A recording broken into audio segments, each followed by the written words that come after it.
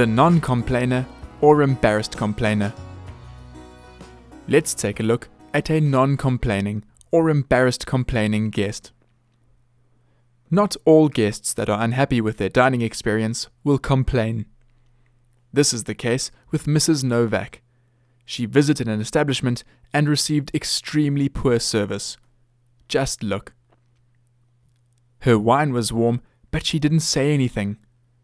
She even found plastic in her food, but because the waiter didn't check up on her, he didn't notice, and she didn't say anything either. She was also obviously hot, but didn't complain about that either. All in all, Mrs. Novak has a terrible time.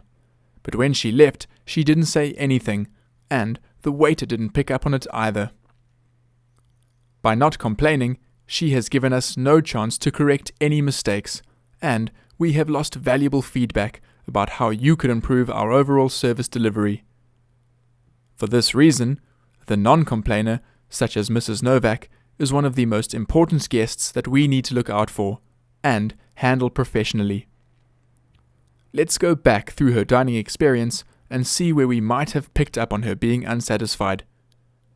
Let's properly observe this guest. The waiter should have gone to check on her and ask about the wine. This would give her an opportunity to say that it was warm, and he could have brought her another glass.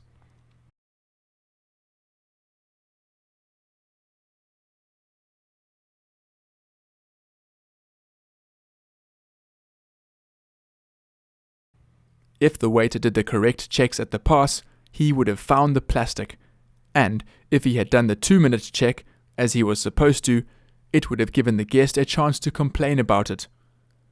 By creating this opportunity, an embarrassed complainer is more likely to say something. By observing Mrs. Novak's actions, the waiter would have picked up on the fact that she was hot and could have adjusted the temperature. When an embarrassed complainer does say something, assure them that they did the right thing in saying something.